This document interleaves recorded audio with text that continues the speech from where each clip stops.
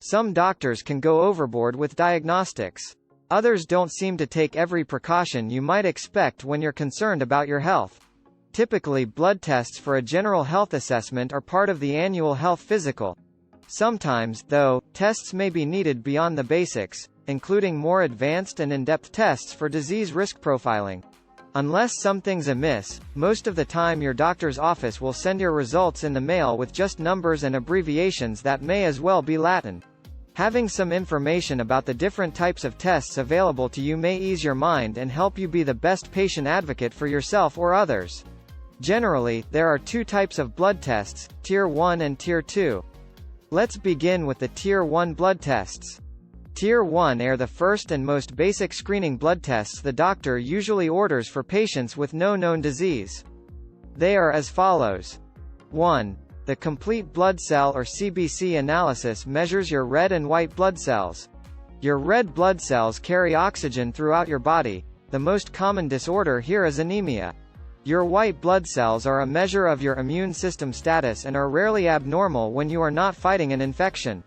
White blood cell cancer is known as leukemia.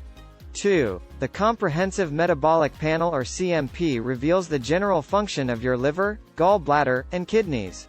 It measures your blood sugar, mineral electrolytes like sodium, chloride, potassium, and calcium, acid-base balance, and blood protein called albumin.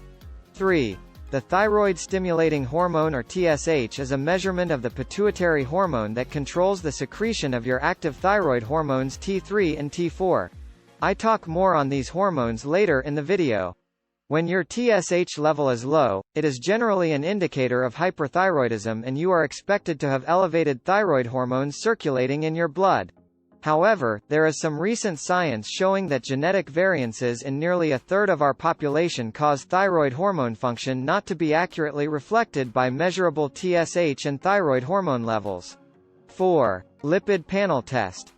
This is your basic cholesterol panel, showing your total cholesterol, LDL or low-density lipoprotein or bad cholesterol, and HDL or high-density lipoprotein or good cholesterol, with ratios.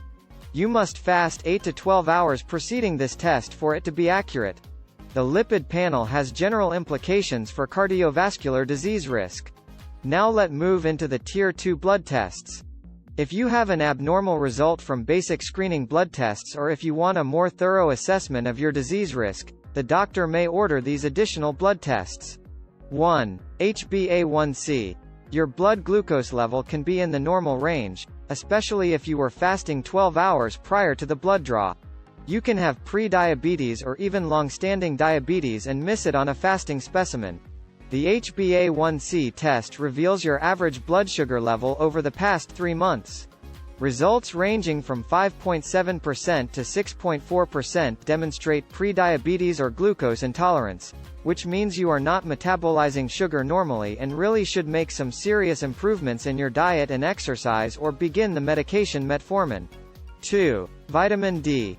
According to research, most people are usually low on vitamin D, especially in Western countries during the long winter months.